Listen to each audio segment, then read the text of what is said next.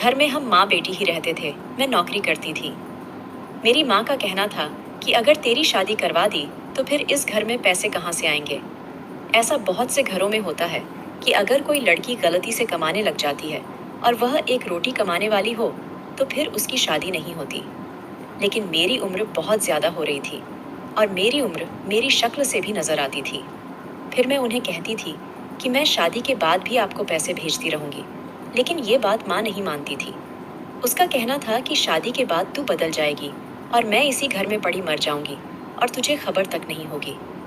वह कहती थी कि तू बड़ी बेशर्म है, तो जैसी बेशर्म औरत को पति मिल जाएगा तो तू उसके साथ ऐसी घुल मिल जाएगी कि पलट कर माँ की तरफ नहीं देखेगी। पता नहीं उन्होंने मेरे अंदर कौन सी बेशर्मी देखी थी। शादी करना तो हर इंसान का हक होता है। भगवान ने सबको जोड़ों में पैदा किया है। कोई जानवर हो या परिंदा हो, सबका जोड़ा बनाया है। इसी तरह इंसान भी जोड़े में ही रह सकता है। जिन लोगों की शादी नहीं होती उनकी भला कोई जिंदगी होती है। मेरी माँ ने खुद भी तो शादी की थी, लेकिन मेरी गलती यह नहीं थी कि मेरी माँ मेरी शादी इसलिए नहीं करवा रही थी कि वह मुझे बेशर्म समझती थी। मेरी गलती यह थी कि मैं इस घर में पैसे लेकर आती थी और इस गलती को मैं खत्म भी नहीं कर सकती थी। इसीलिए वह खुदगर्ज होकर मेरी शादी नहीं कराना चाहती थी, लेकिन मुझे भी कुछ न कुछ करना था। मैं भी एक इंसान थी, एक औरत थी। मेरे अंदर भी जज्बात थे और अब वे जज्बात मुझे तंग करने लगे थे। मेरी भावनाएं मुझ पर हावी हो जाती थीं, खासकर रात के वक्त। और फिर मेरी उम्र की जितनी भी लड़कियां थीं, उन सबकी तो शादियां भी हो गई थीं, बल्कि उनके घर में तो एक दो बच्चे भी पैदा हो गए थे और मैं यहाँ अब भी ऐसे ही बैठी थी। उनके पास भी नहीं जाती थी, नहीं तो वे अपनी शादीशुदा जिंदगी की ऐसी ऐसी कहानियां और बातें सुनाती कि मेरा दिल और भी ज्यादा मचलने लगता था। मेरी माँ कहती थी कि तेरा बाप भी छोड़कर चला गया, लेकिन आज तक उसने यह नहीं बताया कि वह हमें छोड़कर क्यों गया। कोई बात जरूर थी। मैं बहुत ज्यादा खूबसूरत नहीं थी और मेरी शक्ल भी मुनीब थी। मुझे लगता है कि शायद मेरा बाप मेरी माँ को किसी और औरत के लिए छोड़कर गया था। मेरी माँ ने कभी यह नहीं कहा कि मेरा बाप इस दुनिया से चला गया है। बस वह कहती थी कि वह हमें छोड़कर चला गया। मैं एक प्राइवेट स्कूल में पढ़ाती थी। वे ज्यादा पैसे नहीं देते थे। गर्मियों की छुट्टियां चल रही थीं, तो मैं घर पर ही थी और घर में कपड़े सीकर गर्मियों की छुट्टियों का जो मेरा नुकसान हो रहा था वह पूरा करने की कोशिश कर रही थी। मैं भी अपनी माँ की तरह बहुत ज्यादा हसीन नहीं थी। एक दिन मैं घर में अकेली थी। घर में कोई भी नहीं था कि दरवाजे पर दस्तक हुई। मैं अपने कमरे में बैठी थी। मेरी माँ मोहल्ले में किसी औरत के घर गई थी और मुझे बता कर गई थी। एक और अजीब बात यह थी कि उसने मोहल्ले की बहुत सी औरतों से दोस्ती कर रखी थी। कभी किसी के घर जाकर वक्त गुजार आती तो कभी किसी का घर। दो लोग एक घर में रहते हों तो ज्यादा से ज्यादा आपस में कितनी बात कर लेंगे, इसलिए वह बाहर निकल जाती थी, लेकिन मुझे कहीं नहीं जाने देती थी। क्योंकि एक दिन मैं अपनी एक दोस्त के घर चली गई तो उसने अपने भाई के लिए मेरा रिश्ता मांग लिया था। उसी दिन के बाद से मेरी माँ मुझे कहीं जाने भी नहीं देती थी और अब मैं भी नहीं जाती थी, क्योंकि जैसे ही जाती लोग सबसे पहले मेरी शादी का सवाल करते। चूल्हे पर दूध रखा है, उसे देख लेना। लेकिन मैं भूल ही गई थी। मैंने देखा ही नहीं। जब दरवाजे पर दस्तक हुई तो देखा कि दूध तो उबल रहा था। हमारे घर में गैस नहीं थी, हम गांव में रहते थे, लकड़ियां जलाया करते थे। जल्दी जल्दी दूध को उतारने गई कि मेरा हाथ जल गया और दूध मेरे पैर पर गिर गया। इतने में दस्तक हुई थी। जिसने दस्तक दी थी वह मेरी चीख सुनकर अंदर ही भाग आया। मैं बुरी तरह चिल्लाई थी। शायद उसने भी सोचा होगा कि कोई मुसीबत में है, इसलिए वह सीधा अंदर ही चला आया और मेरी मदद करने के लिए मेरी तरफ बढ़ा। मुझे बहुत तकलीफ हो रही थी। मुझे उस वक्त किसी न किसी की मदद की ज़रूरत तो थी। मुझसे उठा भी नहीं जा रहा था। उसने मुझे उठाया और कमरे में लेकर आया। साथ ही मेरे पैर पर ठंडा पानी डाला, जिससे मुझे काफ़ी सुकून मिला।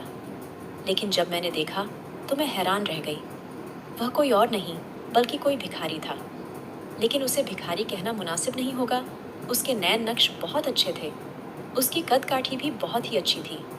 बस थोड़ा काला और गंदा मैला लग रहा था, और कोई मसला नहीं था।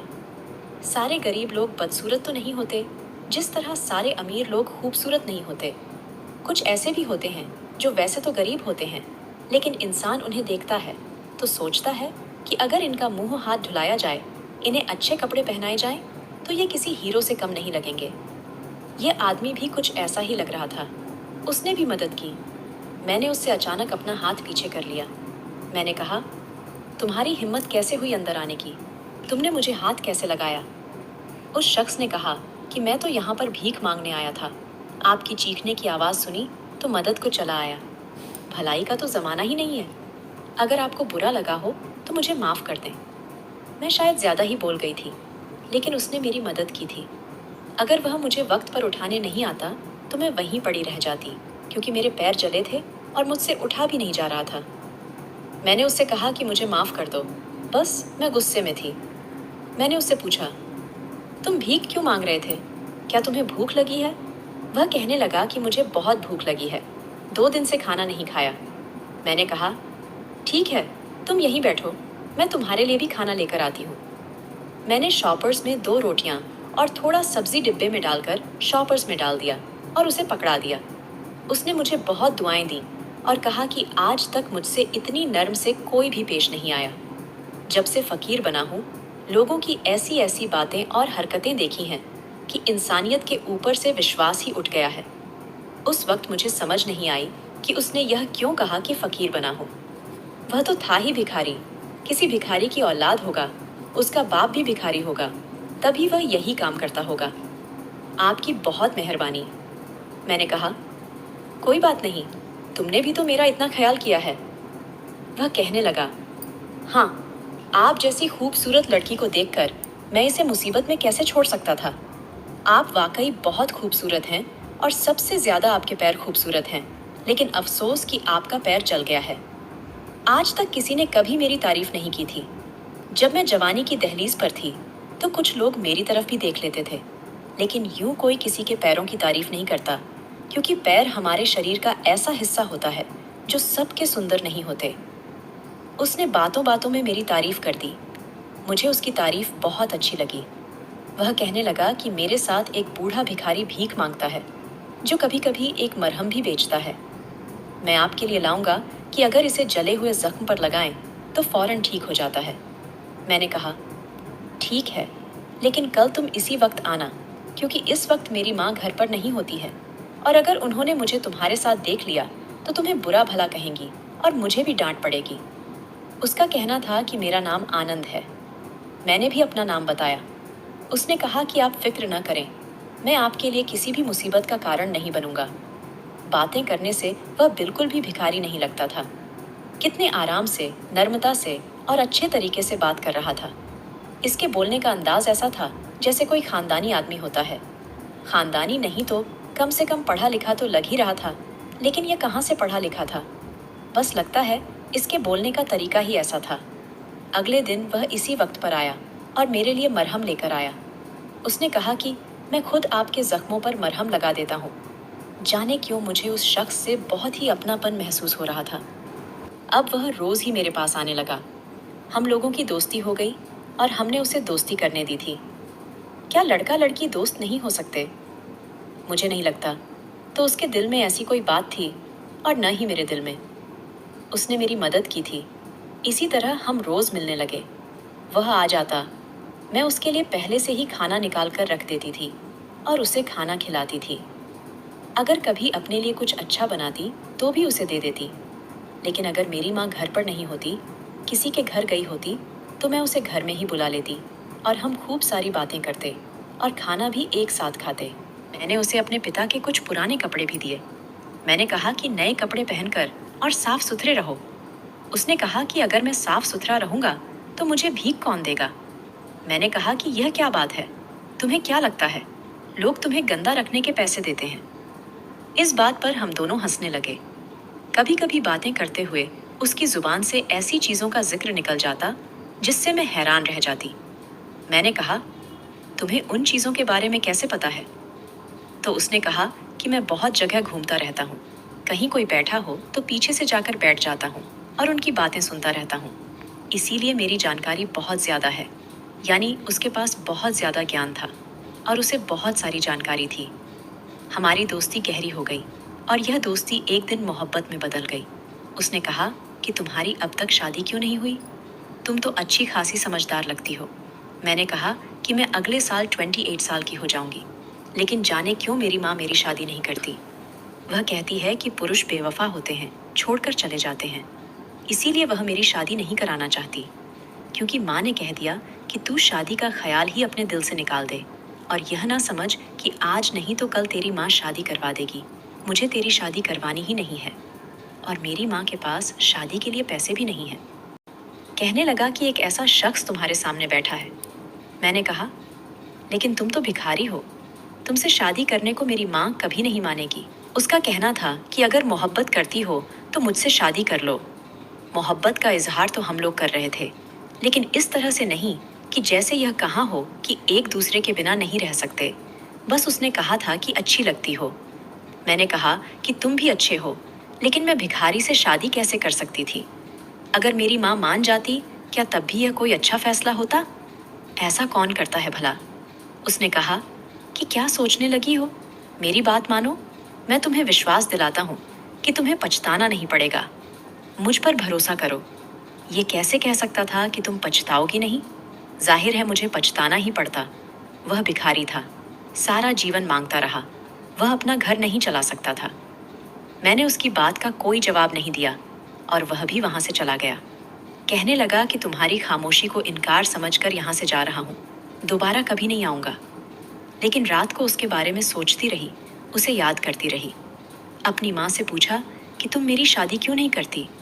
तो कहने लगी कि मैंने तेरी शादी नहीं करनी, तू आराम से घर में ही बैठ, अपनी नौकरी पर ध्यान दे। इतनी मेहनत करके खुद को जलील करके तुझे पढ़ाया लिखाया, इसलिए नहीं कि कोई और ले जाए।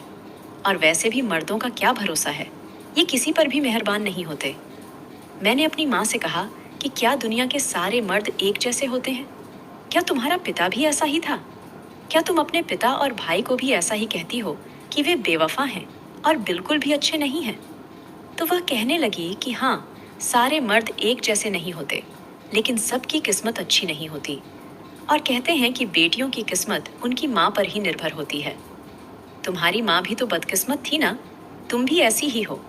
इसीलिए तुम इस मामले में सोचना बंद कर दो और अपना मुंह बंद कर दो। तुम्हारी शादी कभी नहीं होगी। मैंने अपनी जिंदगी में तुम्हारी शादी नहीं करानी। अगर तुम्हें शादी करने का इतना ही शौक है तो दुआ करो माँ मर जाए। मैंने माँ से कहा कि कैसी बात करती हो, मैं ऐसा क्यों चाहूंगी? जब भी मैं अपनी माँ से इस तरह की बात करती तो वह मुझे ऐसे ही जवाब देती। मैं सोच रही थी कि मेरी माँ तो मेरी शादी नहीं कराएगी, मगर मैं यह भी नहीं चाहती थी कि मेरी माँ को कुछ हो जाए। तो फिर मैं नहीं चाहती थी कि मैं अपनी माँ के मरने के बाद शादी कर लूँ। 2 दिन तक आनंद नहीं आया तो मैं बहुत परेशान रही।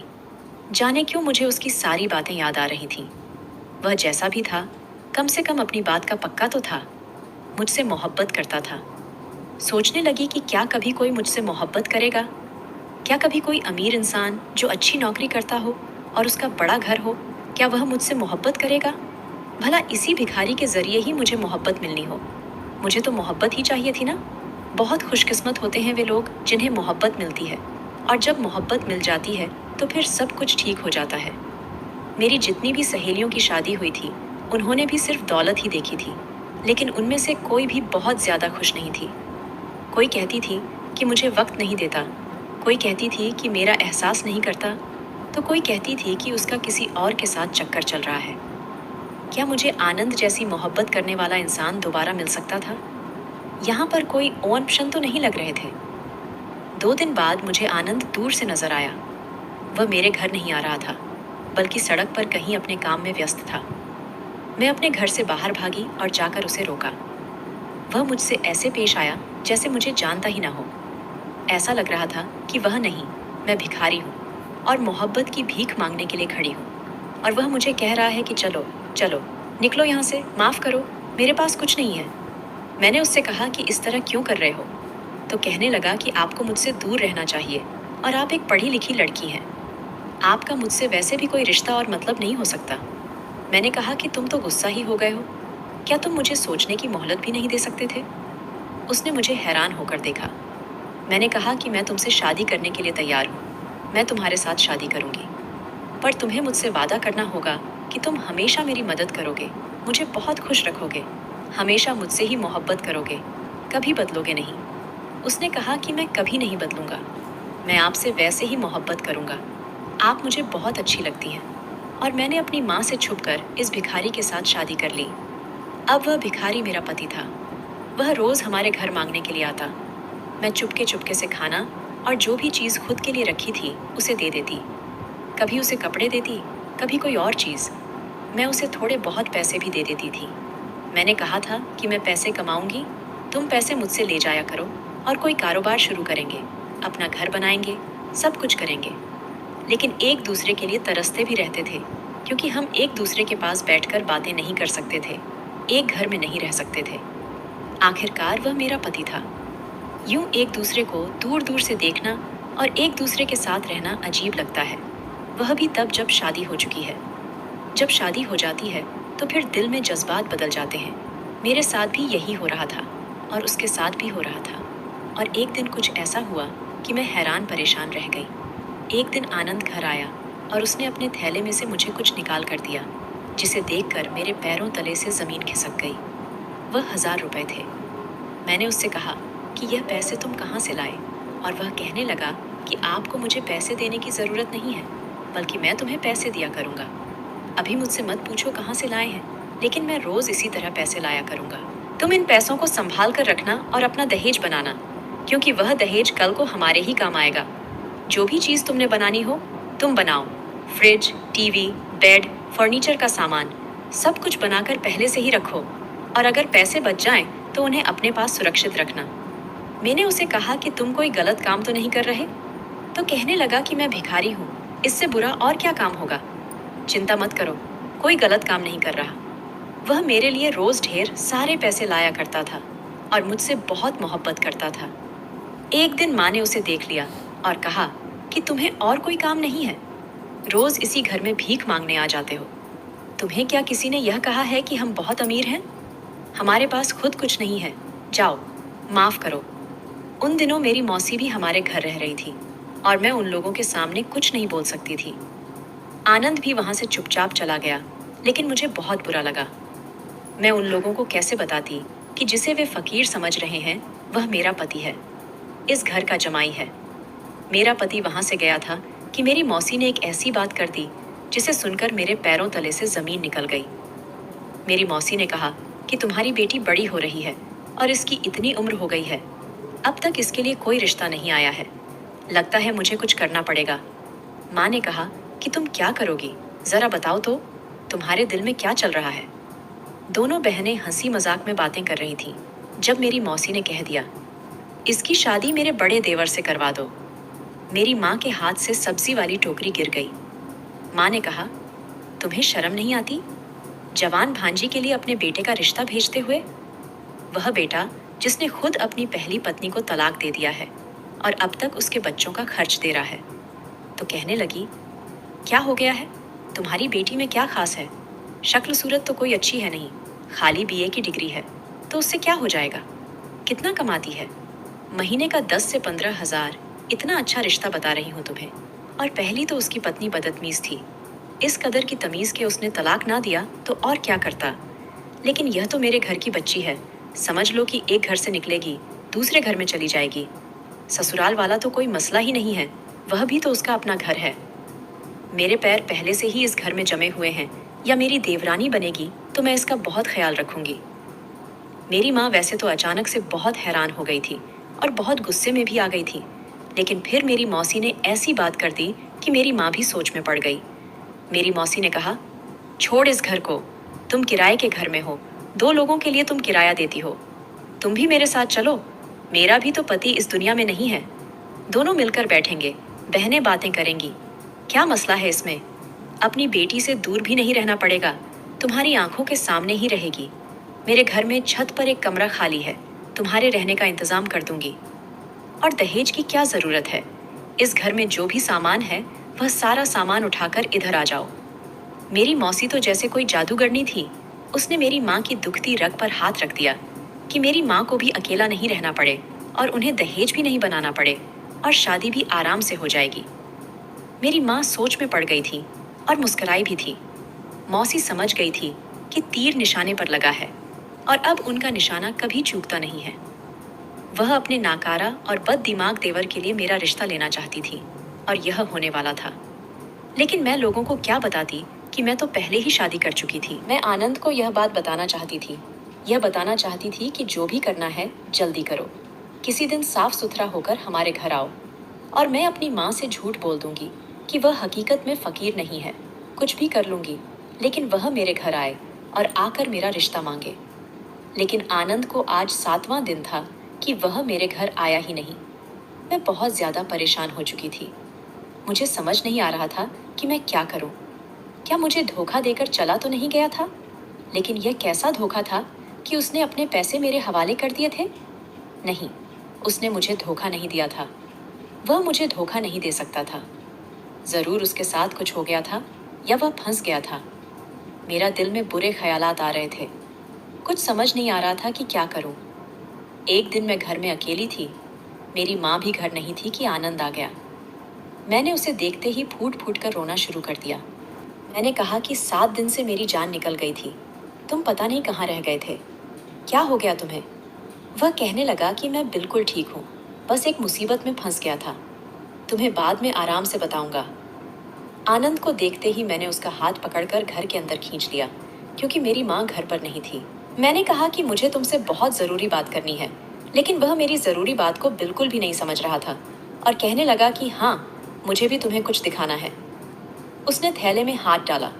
वह ज़रूर वहाँ से पैसे निकालने लगा था, लेकिन मुझे आज पैसों से ज़्यादा ज़रूरी बात करनी थी। मैंने कहा कि पहले मेरी बात सुनो, मुझे पैसे नहीं चाहिए। ये पैसे तो अपने पास ही रखो, लेकिन कुछ बहुत बुरा हो गया है और अब हमें ये सब बाकी सबको बताना होगा।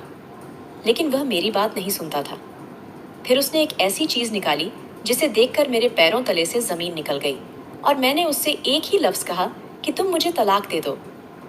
उसने थैले में से एक तस्वीर निकाली थी और कहा था कि यह मेरे पिता की है, क्योंकि वह तस्वीर और किसी की नहीं बल्कि मेरे अपने ही पिता की थी। इसका मतलब था कि वह मेरा भाई था और मैं उससे शादी कर बैठी थी। मुझसे बहुत बड़ा पाप हो गया था और इसका एक ही हल था कि मुझे तलाक दे दिया जाए। जब मैंने तलाक की बात की तो वह हैरान और परेशान रह गया और कहने लगा कि तुम ऐसा क्यों कह रही हो। फिर मैंने चिल्लाकर कहा कि यह मेरा पिता है, मैं उसकी बेटी हूँ। आनंद ने यह तक कह दिया कि नहीं, यह मेरा पिता है। मैंने कहा कि यह मेरे पिता हैं और मैं उसी की संतान हूँ। मुझे कुछ समझ नहीं आ रहा था। मेरे कानों से धुआं निकल रहा था। दिल की धड़कन कानों में सुनाई दे रही थी। शरीर कांप रहा था। आनंद की हालत भी ऐसी हो गई थी कि हम एक दूसरे के भाई बहन थे। मैं बुरी तरह रो रही थी। मुझे कुछ समझ नहीं आ रहा था। आनंद ने कहा कि मेरे साथ चलो। मुझे मेरे पिता के पास ले गया। जब मैंने अपने पिता को देखा तो फिर फूट फूट कर रोने लगी और उनसे गले लगने चाहा, लेकिन मेरे पिता ने मुझे हाथ के इशारे से रोक दिया और कहा कि इस लड़की को यहाँ से तुरंत ले जाओ। आनंद फकीर नहीं था, बल्कि वह फकीर बनने का नाटक कर रहा था। वह एक प्राइवेट जासूस था और एक बहुत अच्छे घर में रहता था। जब आपको देखकर मैं भावुक हुई, मैंने कहा कि मैं आपकी बेटी हूँ। तुम और मेरी बेटी, ये तुम्हें किसने कहा? ये मेरी बेटी बिल्कुल भी नहीं है। मैंने कहा कि मैं आपकी बेटी हूँ। आपने मुझे और अपनी पत्नी को छोड़ दिया था और यहाँ बड़े घर में रहते हैं और हम एक गंदे से घर में मुश्किल से अपनी 2 वक्त की रोटी पूरी कर रहे हैं। आपको हमारा कोई एहसास नहीं है।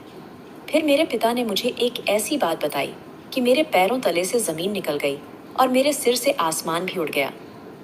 मेरे पिता ने कहा कि तुम्हारी माँ मेरी मंगेतर थी। हम लोग एक दूसरे से बहुत मोहब्बत करते थे, लेकिन शादी से पहले ही मुझे यह पता चला कि वह गर्भवती है और उसकी गोद में किसी और का बच्चा है। उसने किसी और से चक्कर चला रखा था और मुझे धोखा दिया था। इसलिए मैंने कभी भी उससे शादी नहीं की थी, बल्कि उसे कह दिया था कि वह अपने रास्ते चली जाए और मैं अपने रास्ते चला गया। मैंने उसकी तरफ कभी भी नहीं देखा। तुम उसकी बेटी ज़रूर हो, लेकिन मैं तुम्हारा पिता नहीं हूँ। मैं इस गांव को छोड़कर शहर में आ गया और यहाँ शादी कर ली। यह मेरा बेटा है, इसका नाम आनंद है। ये एक जासूस है, इसलिए यहाँ फ़कीर बनकर अपना काम अंजाम दे रहा था। उसने मुझे कहा कि उसे किसी लड़की से मोहब्बत हो गई है और उसने उससे शादी कर ली है। अगर वह लड़की तुम हो तो मैं कभी भी तुम्हें बहू स्वीकार नहीं करूँगा, क्योंकि जैसी माँ वैसी बेटी, तुम भी वैसा ही करोगी। मैं तो अब भी सदमे से गुजर रही थी कि मेरा पति बोला कि ऐसा कुछ नहीं है, मैं इस लड़की से मोहब्बत करता हूँ। मेरे पिता ने कहा कि जो लड़की एक फकीर से शादी कर सकती है और क्या नहीं कर सकती। घर आए फकीर से उसने शादी कर ली तो कल को क्या करेगी। मेरे पति ने कहा कि आप इस मामले को दूसरी तरफ से देख रहे हैं। मैं दूसरी तरफ से कह रहा हूँ कि इस लड़की ने एक फकीर से शादी की है। इसका मतलब है कि उसे दौलत और शोहरत से कोई मसला नहीं है, उसे मोहब्बत थी मुझसे। अगर आप इसे बहू स्वीकार नहीं करेंगे तो मैं घर छोड़कर चला जाऊंगा। बाप बेटे में लड़ाई शुरू हो गई, जबकि मैं अपने ही दुख में बैठी थी।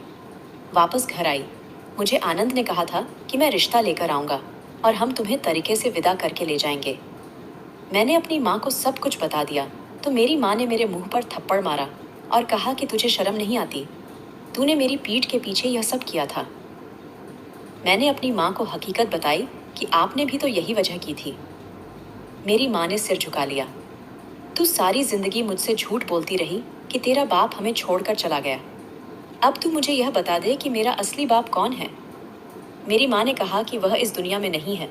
मैंने कहा कि मैंने तेरी तरह कोई गलत काम नहीं किया, शादी की है और वो भी उस शख्स से जिसे मोहब्बत करती हूँ।